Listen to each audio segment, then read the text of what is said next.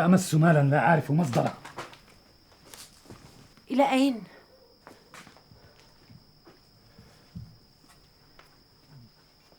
لقد أغضبته يا بني. أنا أغضبته إنه أبوك. وهو على رأسي، لكنني لم أعد أحتمل. ما الذي قصرت فيه؟ في كل يوم أخرج وأبحث عن عمل. ماذا أفعل بحظ النكد؟ لماذا دائما يحملوني الذنب؟ لم أقل أن تدرسوني، لم أطلب إدخالي إلى الجامعة، حتى فيها كنت متفوقا بالرغم من ظروفنا، لكن أمر العمل ليس بيدي.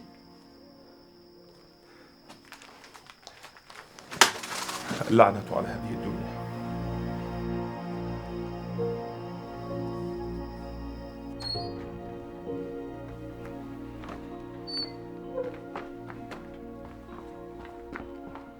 الأخ فضل ثاب إلى رشده والحمد لله تعالى، وأدرك أن الغاية لا تحتمل هذه المشاعر الرخوة، بل أبدى حماسة تفوق حماستنا جميعا في بذل النفس في سبيل الغاية. أنت وضحت لي الغاية. ماذا كنت تفعل في تلك الزاوية من هذا الشارع في هذا الوقت؟ ها؟ أعرف أنك كنت تتسول. على أي حال ستبقى معنا هنا هذه الليلة في النظارة إلى أن يأتي أحد من أهلك ويتكفلك. لا، أرجوك يا حضرة الضابط، أتوسل إليك. ما بك؟ ألا تريد أن تخرج؟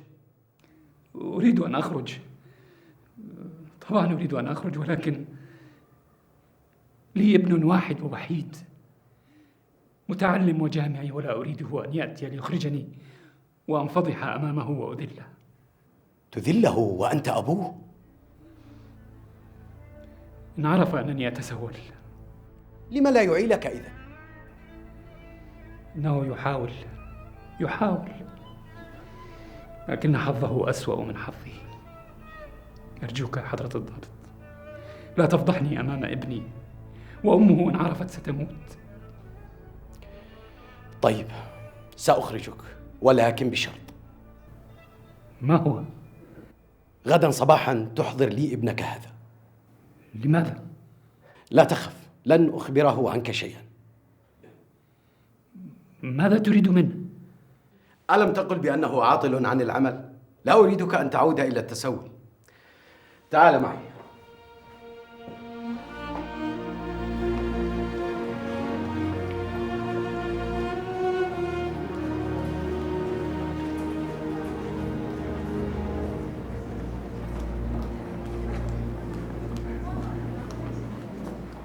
ترفض إبرة المهدئ. دعيها تنام نوما طبيعيا، لن تعيش عمرها بالمهدئات، ولكن احرصي على إعطائها مخففة لن تحتمل الوجع. ستسترجع وعيها بهدوء وتدرك ما هي عليه لتواجهها.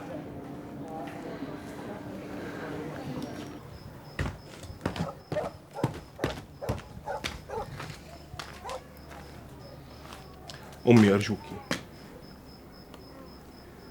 طوال النهار وأنا أدعو لك أن يفتحها الله في وجهك. وأنا طوال الليل والنهار وأنا أدور من مكان إلى مكان وأطرق الأبواب وكلها موصدة في وجهي، حتى صارت الدنيا هي التي تدور بي فدخت.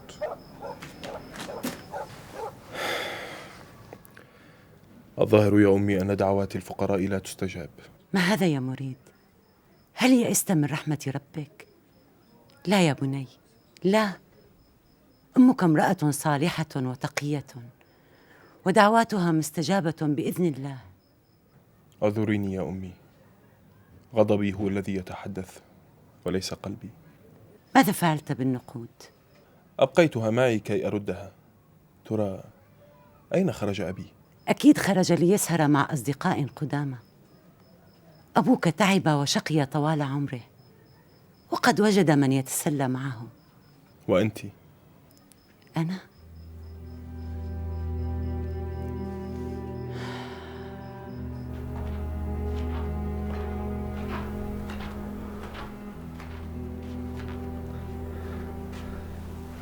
ألن تنامي؟ إن استيقظت رأيته وإن غفيت رأيته. الفرق. أفكر بزيارة المرأة في المستشفى. كأنك تريد أن تقول أن ابني هو من قتل أبناءه. لقد سمعت يا عفاف، سمعت. لقد فقدنا ابننا ولن ننساه، ولكن لا تنسي الحقيقة أيضا. كل ما أريده هو أن أطمئن عليها.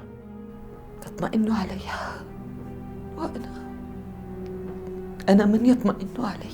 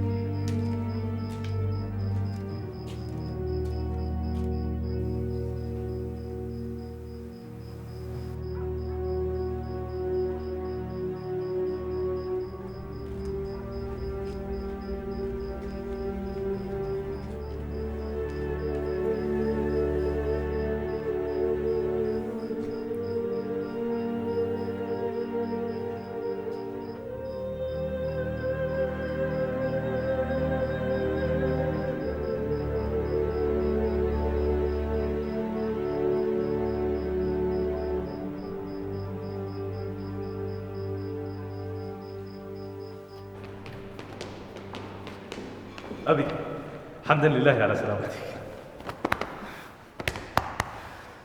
أين أصل من السفر وبعد كل هذا الغياب تخرج من البيت؟ لدي موعد مهم، سأذهب إليه وأرجع.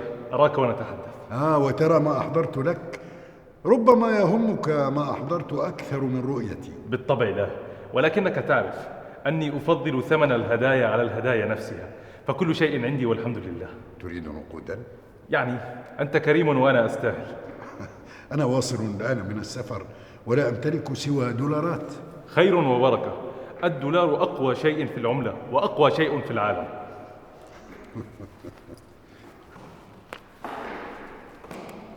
يا ابني. شكرا يا أخي.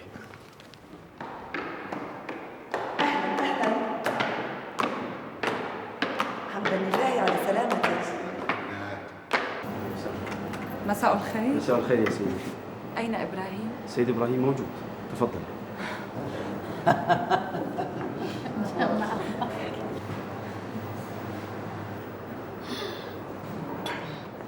أهلا أهلا أهلا أهلا أهلا أهلا بأجمل الزبائن. أجمل الزبائن؟ كنت قريبة من هنا وأتيت لأراك. ما رأيك لو دعوتك للعشاء هنا؟ لا، أسعاركم غالية، لا أريد. ما رأيك لو دعوتك إلى العشاء في البيت؟ دعوة لا يمكن أن أرفضها. حسناً، هيا.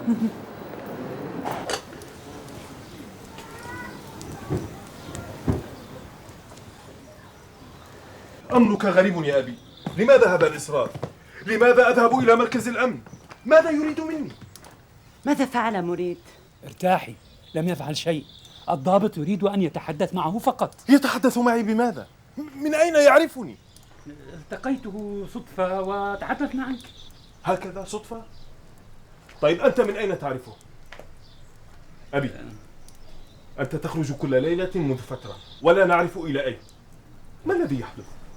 مريد اعفني، يكفيني ما بي وتعال معي. لا تخف يا بني، صدقني. حاضر. لا تذهب يا بني. استهدي بالله يا امرأة، أنا أبوه، هل أعرضه لأي خطر؟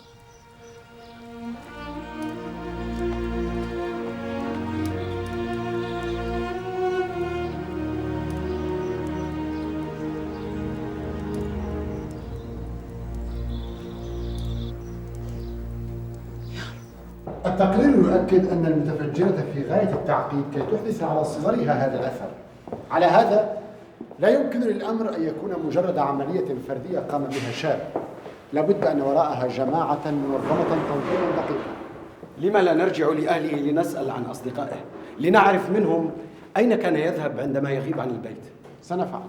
ولكن دعوهم الآن لأحزانهم لفترة قصيرة، ولو أني لا أرى فائدة ترجى من وراء ذلك. كيف؟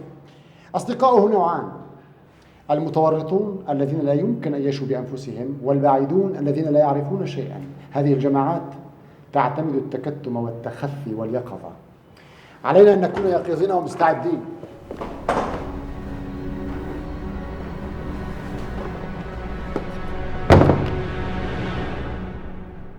دكتور، كلما تحدثنا في هذا الموضوع استعملت كلمة إرهاب. أنا لا أسميه إرهاب. قلت لكم في البداية إن التسمية مختلف عليها، لكن لغايات تقريب الموضوع، فليس كل ما يحدث في عالمنا اليوم يندرج تحت هذه التسمية. تفضل دكتور، أكمل. فالإرهاب لم يعد شخصا وحيدا أو عصبة من الأشخاص التقوا سرا في الخفاء على اغتيال شخص يعرفونه انتقاما أو اتقاء لأمر ما، كما كان تاريخ الاغتيالات السياسية. كما لم يعد اتحاد جماعات لها اتجاه سياسي ديني أو عرقي عنصري. أصبح الإرهاب في هذا العصر كتلا غير واضحة المعالم، ممتدة عبر القارات والبلدان، تجمع عناصر من الناقمين والساخطين، وربما المحبطين اليائسين، ومن التائهين في الماضي بغير وعي أو فهم لمساره، أو الشاردين في المستقبل دون بصيرة وروح.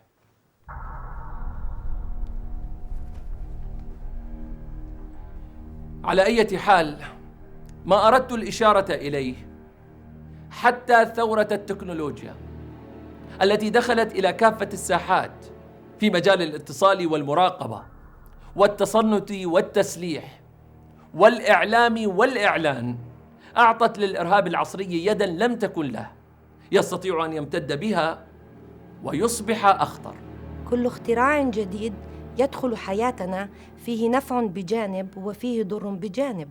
هذا يعتمد على الإنسان ونواياه وتوجهاته. انتهى الوقت. من لديه أسئلة أو يرغب في متابعة الحوار فسأكون في مكتبي.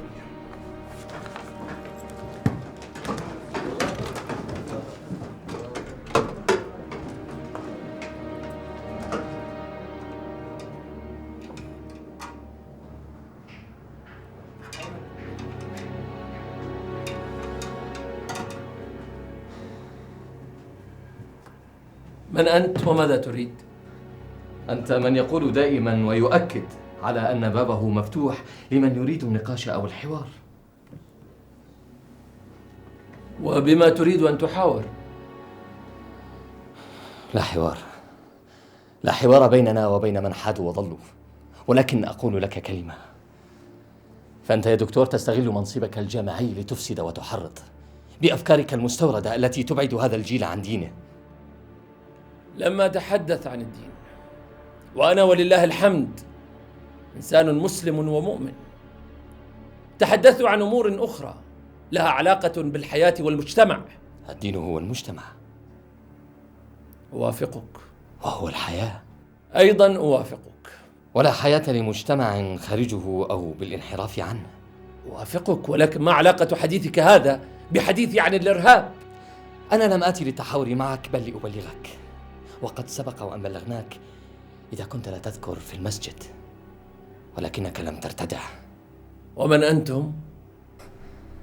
ستعرفنا جيدا، ستعرفنا إن لم تتوقف عن هذا التحريض، ونحن قادرون على أن نوقفك عنه، كما نحن قادرون على أن نوقفك عن الحياة التي تفاخر بالتغني لها. انتظر انتظر.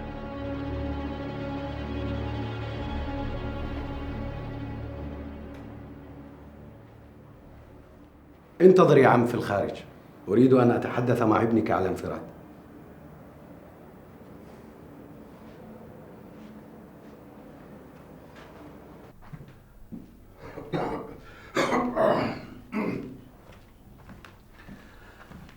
ليلى جاهزة؟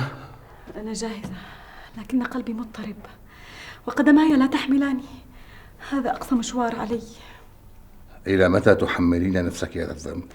لن أنسى ما حصل، لن أنسى. أرجو أن تكون بخير. هيا هيا إن شاء الله. تعالي.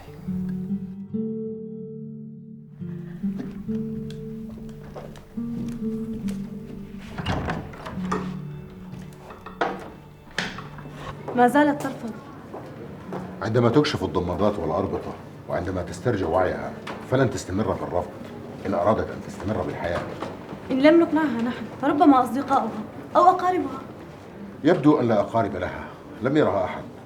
اللهم للأستاذ رشيد وزوجته، وقد يكون بداعي الشفقة أو لأن الحادث وقع بسيارته.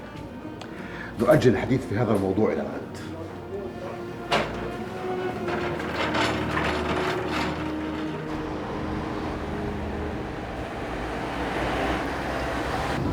ليلى، أوصلك إلى المشفى وأذهب أنا لإحضار الأطفال من المدرسة، وعندما أعود أراك بانتظاري عند باب المشفى. لا أريد أن أدخل. أبقى وحدي معها، لن أحتمل. أنت أقرب الناس إليها الآن. وأنا السبب في هذه المأساة. ليلى. حاضر. أعجزني مريد يا سيدي. يا حضرة الضابط، أنا أوافقكم على كل ما تقولون. هذه العمليات الإجرامية يجب أن توقف ويجب أن يعاقب مرتكبوها. أما أنا فلا أستطيع أن أكون مخبرا، لا أستطيع أن أشي بغيري أو أسبب له الضرر. لسنا نحن من يسبب الضرر للناس وللمجتمع يا مريد، بل هم. أجل، معك حق، وأنتم أجهزة الأمن بارك الله بجهودكم تقومون بواجبكم وتحمون الناس والمجتمع. أما أنا فلا أصلح لهذا، لا يحتمل ضميري أن أشي بغيري. ألست عاطلا عن العمل؟ أبحث عن عمل. وهذا أليس عملا؟ ليس هذا العمل. أريد أن أعمل بشهادتي وبإمكاناتي. كل ما نريده منك التنبيه وأن تخبرنا عما تشك بأمره. لا يا حضرة الضابط، أنا لا أصلح لهذا العمل، حتى يمكن أنني أضر أكثر مما أفيد. ماذا تريد إذن؟ ها؟ هل تريد أن تتسول في الشوارع؟ أتسول؟ ألا يوجد أمامي إلا التسول؟ اسأل نفسك أو اسأل أباك. أبي؟ ما به أبي؟ لا شيء. لا أريد منك جوابا الآن. فكر في الموضوع وهذا هو رقمي الخاص. شكرا لك سيدي.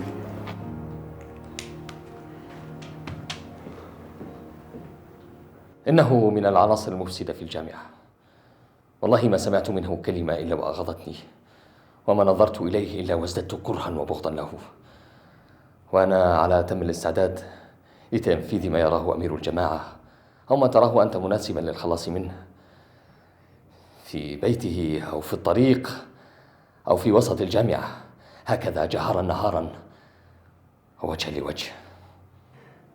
اسمع يا رافع، أقدر لك حماسك وعمق إيمانك وثباته، أكثر الله من أمثالك وجعلك من أهل التقوى والصلاح، لكن أريدك أن تعلم أن المدارس والجامعات أصبحت اليوم أرضا خصبة للتبليغ والدعوة، فلا تقاربها بعمل يفسد علينا أمرنا. لا بأس من تخويف جواد لبيب هذا، لكن يجب ألا نقوم بعمل يضر أكثر مما ينفع ويؤجج علينا نارا لا ندري إلى ما تبلغ ونفقد عملنا في الجامعات.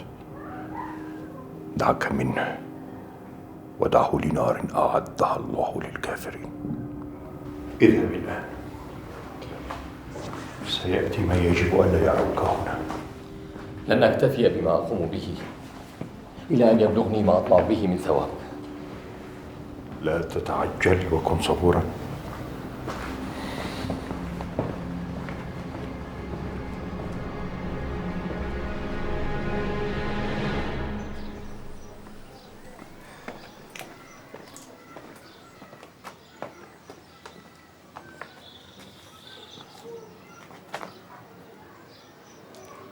كنت طوال الطريق ساكتا حتى أخافني سكوتك. ما الذي تفكر فيه؟ وماذا كان يريد الضابط منك؟ قل لي أنت يا أبي، كيف وصلت إلى الضابط؟ بل كيف وصل الضابط إليك؟ ماذا كنت تفعل بالليل؟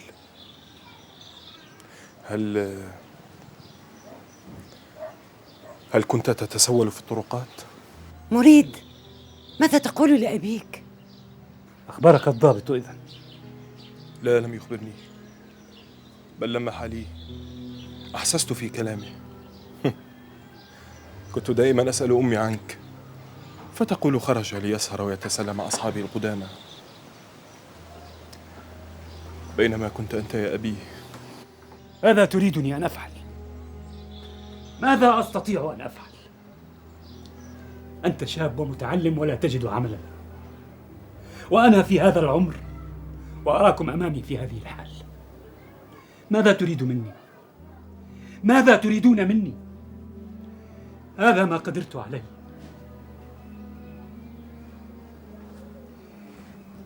كنت أراك وأحس بما تعاني وأشفق. كنت أصرخ في وجهك من حرقتي، ولكن عندما أكون وحدي كنت أبكي لحالك ولحالي، أبكي لحالنا.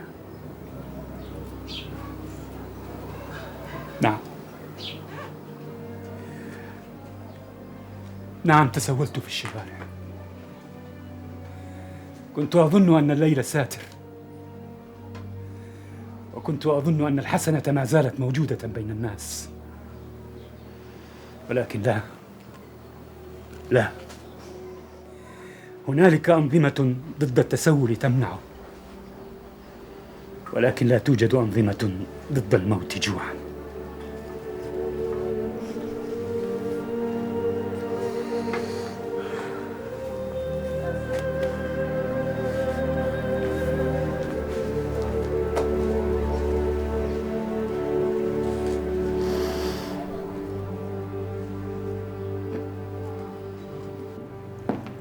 أهلا. أهلا يا أخي، ما هذا الجلد على الشغل؟ من الطائرة إلى المكتب. الشغل لا يرحم يا ظافر، تفضل. ثم لماذا لا تقول ذلك لنفسك؟ المهم، كنت أجري اتصالات لتأمين الصفقتين، واحدة استلامها وتسليمها هنا، والثانية تأمين وصولها واستلامها في المكان المتفق عليه، ثم تسريبها بأمان. لو عرفت كل جهة من الجهتين صاحبتي العلاقة بالأخرى لوقعت أنت بينهما وراحت عليك. لا تخف علي، أنا حذر وأحتاط. قل لي، كيف تستطيع أن توفق بين الجهتين؟ أنا لا أوفق بينهما، وليس هذا همي، إنهما يتوافقان، والذي يوفق بينهما هو السوق ومعادلات العرض والطلب، أو لنقل هنا الطلب والتلبية. يعني من المعقول أن تستورد الأجهزة الأمنية، أدوات وأجهزة لكشف التنصت والمكافحة، وأن تستورد في نفس الوقت لتنظيمات لا أعلم ما اسمها مواد وأجهزة أخرى للمتفجرات ومستلزماتها؟ يا ظافر يا حبيبي، أنا رجل أعمال تاجر، عندي حاسة خاصة لتتبع أوضاع السوق. هذه الأوضاع هي التي تدعوني فألبي. تجارة رائجة وأرباح كبيرة ومخاطرة. لا تخف، لن تراني يوما أستخدم ما أبيع. أنا رجل حيادي ومسالم. ثم لماذا لا تتحدث عن نفسك؟ أنا ماذا؟ أنا تاجر سيارات. تاجر سيارات؟ نعم. هل تعرف أن السيارة التي خرجت من شركتك ستستخدم كسيارة مفخخة أو متفجرة، أو أنها ستكون سيارة لرجل أمن مثلا؟ يا صديقي، أنت قلت بعظمة لسانك أنني لا أعرف، إذن فذلك يعفيني من المسؤولية كوني لا أعرف. أما أنت فتعرف ما تتاجر به وماذا تستورد وإلى أين سيذهب. معك حق، عدم المعرفة راحة. أحيانا أحس بالقلق، لذلك أضاعف جهدي لأعوض عن هذا القلق. كنت زميل ابن حسام في المدرسة أليس كذلك؟ وصديقه، ولكنه سافر وغاب. لقد أصر على ذلك. الغريب أنك أنت ابن نجم الدين خطاب وأنتم على هذا الثراء. اللهم لا حسد. تصر على الدراسة هنا في الجامعة الوطنية، بينما يصر ابن حسام على الدراسة في الخارج. دكتور، أنا لا أحب المغامرة ولا أحب الغربة. متى أستطيع أن أراها؟ حين يخرج الأطباء من عندها. هل حالتها تزداد سوءا؟ مستقرة، بل إنها تتحسن ويخف الألم، لكن الأطباء يحاولون إقناعها بإجراء عمليات ترميم وتجميل لأماكن الحروق والتشوهات، وهي ترفض. حاول أن تقنعيها. عندما يبقى الدكتور سعيد لإزالة الأربطة والضمادات، من الأفضل أن تكوني معها، لأنها بحاجة إلى من تطمئن إليه. قد أكون آخر من تطمئن له في هذا العالم. ابقي في قاعة الانتظار إلى أن يخرج الأطباء. حسن.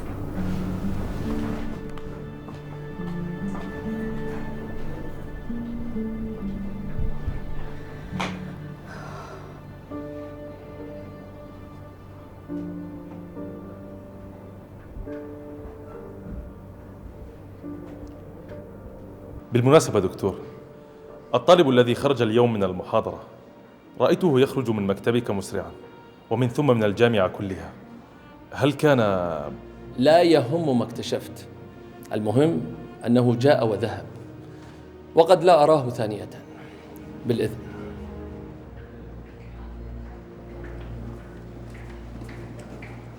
أبي أرجوك لا تحملني ولا تحمل نفسك فوق ما تحملون الدنيا. لننسى الموضوع. ولن تخبرني بما كان يريد منك الضابط. إلى أين؟ وإلى أين أذهب يعني؟ لا تدعي أبي يخرج.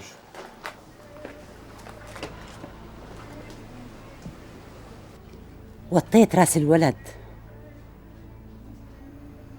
عندما كنت قادرا رفعت رأسه، وعندما عجزت لست أنا من وطى رأسه، الدنيا وطت رأسي ورأسه معا.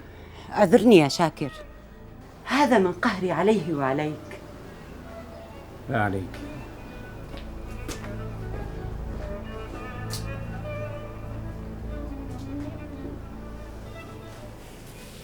نجم الدين، اتركنا من هذه المواضيع وقل لي، لماذا لم ترسل عادل للدراسة في الخارج؟ يعني إلى أوروبا أو إلى أمريكا مثلا. صدقني حاولت أن أقنعه لكنه لم يقبل. على كل حال عندما يتخرج من الجامعة سينسى كل الهذر الذي تعلمه فيها، سيدخل ميدان الأعمال. عمله جاهز، سوف يريحني ويبني مستقبله.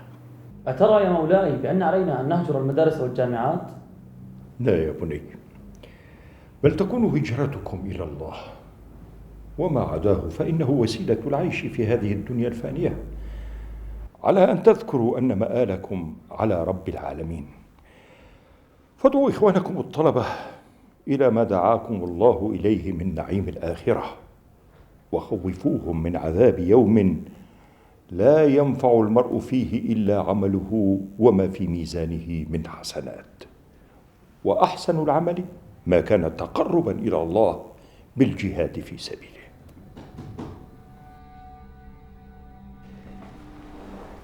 سأغيب عنكم بعض الوقت وأرجع، فتفكروا فيما قلته لكم.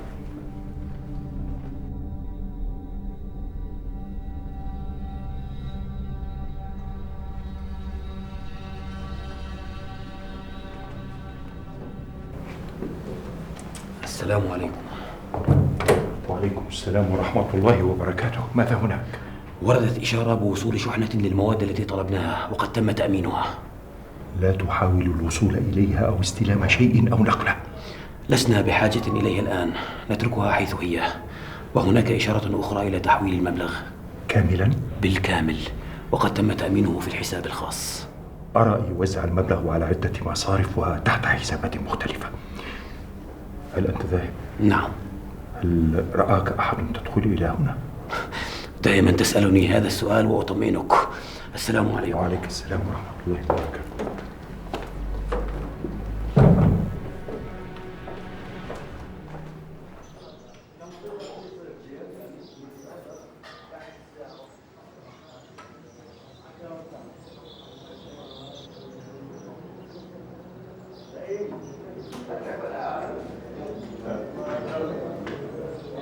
السلام عليكم.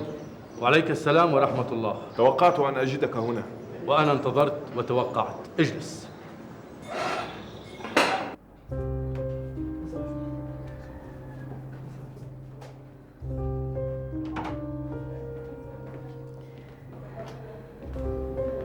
رأيتيها؟ بعد. الآن سمحوا لي بالدخول. رشيد، أنا خائفة. هل تدخل معي؟ لا أريد أن أراها وحدي. أين الأولاد؟ تركتهم في السيارة. تعالي. ما بك يا مريد؟ لا شيء. متى ستأخذوني إلى بيت الشيخ نعمان؟ متى تشاء. بيت الشيخ نعمان مفتوح لك وللأخيار في كل وقت. كنت أعلم أنك سترغب في الحديث معه. هل لي أرد له المبلغ الذي أخذته منه؟ هل وجدت عملا؟ عملا؟ وكيف أجد عملا بين ليلة وضحاها؟ لا، لم أجد عملا، ولكن المبلغ ما زال معي وإنه يثقل علي. لا يا أخ مريد، الشيخ نعمان رجل مبارك ونفسه للخير، وسيغضبه أن ترد إليه المبلغ دون أن تنتفع به وتسد حاجاتك وحاجات أهلك إلى أن تجد عملا بعون الله تعالى. على ذكر العمل، قل لي يا أخ مأمون، فقد ألفتك وأثق برأيك، فأنت تشاركني همي. ماذا؟ لو كانت حالك كحالي وعرض عليك أن تعمل لدى الأجهزة الأمنية. هل عرض عليك؟ لا، على فرض. في أي مجال؟ وهل هناك هذه الأيام غير محاربة الإرهاب والجماعات المتطرفة المتشددة؟ كلنا ضد الإرهاب ونحاربه، ولكن من هي هذه الجماعات المتطرفة التي يتحدثون عنها؟ وما هو العمل الذي تتحدث عنه؟ أنا أقول لك: الوشاية والإبلاغ. هل عرضوا عليك هذا؟ ولم أوافق. أحسنت يا مريد، بارك الله فيك. يريدون أن يحدثوا شرخا بين المؤمنين. لا أفهمك. أحسب بأنك تربط بين من تصفهم بالمؤمنين وبين أولئك الذين يقومون بعمليات الإرهاب والتفجير والقتل. معاذ الله أن يكون هناك وصل ما بين أهل الشر وأهل الخير، ولكن من هم هؤلاء؟ حيرونا وأضاعونا. ما علينا. متى تأخذني إلى الشيخ نعمان؟ قلت لك متى تشاء، ولكن دعني أراه أولا قبل أن تلقاه أنت. لماذا؟ لا أريدك أن تصدمه بموضوع المبلغ. أصدمه؟ كل ما هنالك أنني أريد أن أرد له المبلغ وأشكره. إلى أين؟ سأرجع ألقاك هنا ثم نذهب حيث تشاء. لا، لن أبقى هنا. سأواصل البحث عن العمل. لابد أن نلتقي. إذن خذ النقود وأوصلها بيدك إلى الشيخ نعمان. ما بك يا رجل؟ ما بك؟ كأنك تحمل عقربا في جيبك يلدغك، لا قرضا حسنا من رجل خير. اعذرني، فأنا حساس تجاه هذه الأمور. لماذا لا توجه حساسيتك هذه ضد الذين يمنعونك الرزق ويمنعوك من العيش الكريم؟ السلام عليكم. وعليكم السلام ورحمة الله وبركاته.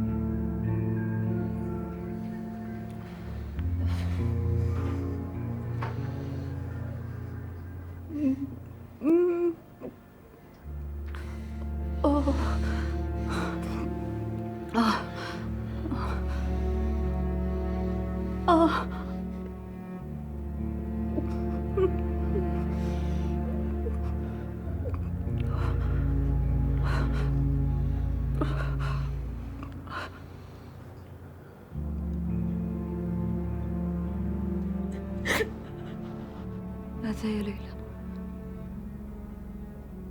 شكلي مخيف، مشوه، مخيف ومشوه، كأنك لا تري إنسانا، كأنك ترين مسخ. كفى يا هند، كفى. أريد مرآة، أريد مرآة. احضري مرآة، لابد من ذلك.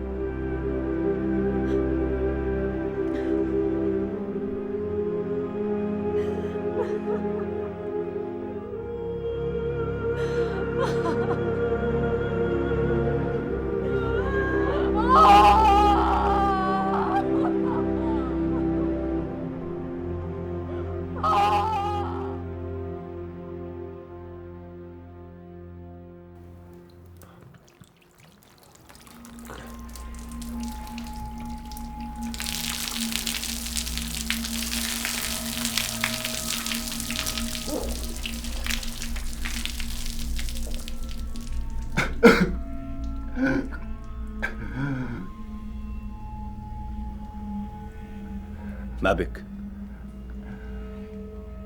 أكاد أجن. أعزل في هذا المكان وتحيطنني الشك والريبة. أنت أدخلت على أنفسنا الشك والريبة، فلا مكان بيننا للمشاعر الرخوة التي تحيد بنا عن غايتنا. غايتنا؟ ما هي غايتنا؟ غايتنا القضاء على الفساد والمفسدين وتقويض البنيان الذي بنوه على متع الحياة وعلى أهواء النفس. وماذا بعد؟ ماذا تقصد بماذا بعد؟ ماذا بعد التقويض والهدم والقتل؟ فضل، أسئلتك هذه باتت تثير مخاوفنا. إن كنت أريد أن أعرف إلى أين نحن ذاهبون. والهدم والقتل ليس غاية، قد يحدث هذا على طريق بلوغها، لكنه ليس الغاية، فمن يقرر هذا؟ أمير الجماعة من يقرر هذا.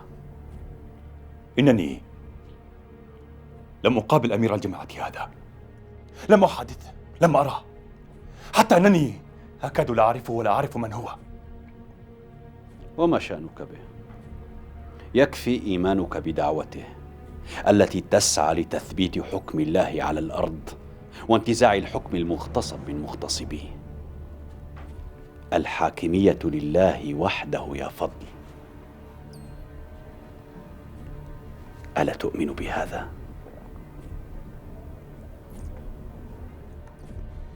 ما بك؟ أفكارك مشوشة، وهذا أخطر ما يواجه المؤمن. فضل ليس مشوشا، وإنما معكر النفس، لأننا لم نشركه بأية عمليات قمنا بها سابقا، مع أنه جاهد وحارب في أفغانستان وأظهر أمام أعدائه بسالة وشجاعة تفوق التصور. وأنا واثق من أنه سيواجه أعداءه هنا بنفس البسالة والشجاعة عندما يحين الوقت، وسيظهر ما نرجوه منه. أليس كذلك يا فضل؟ لا أشارك في عمل لا تتضح لي غايته، أو ينال ضحايا أبرياء لا علاقة لهم بما بيننا وبين أعداء الله. وكيف عرفت أن لا علاقة لهم؟ الأمر محسوم يا فضل. لم نحسمه نحن ولا مهادنة فيه.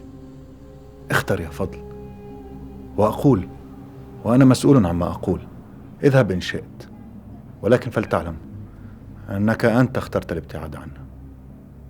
وفكر بما ينتظرك إن غادرت هذا المكان.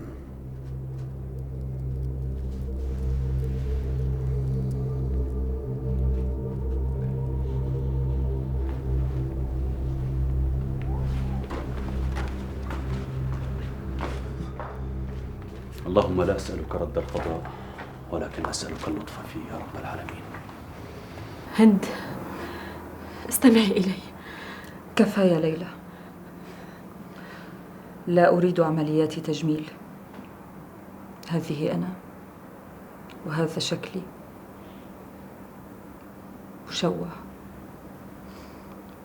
سأظهر على كل الناس بشكل المشوه.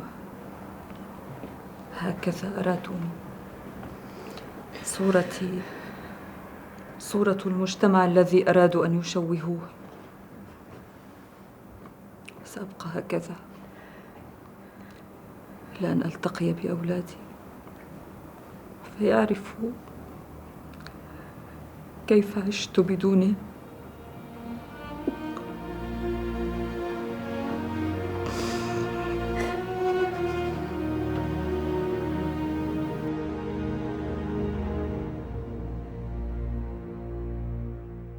سمعت كل ما قلته، وأرى أنك أخطأت له المشورة. أنا لم أشر عليه، وهو لم يقل إنهم عرضوا عليه، بل أنا أفترض. ما كان ليأتي على هذا الحديث إلا لأن له أساسا. اسمع، أما بشأن النقود التي أعطيتها إياه فلا حديث عنها إلا بعد أن يكون قد صرفها وبددها. وأما بشأن العمل مع أجهزة الأمن فأرى أن تشير عليه بقبولها. ماذا؟ حقا تثق به؟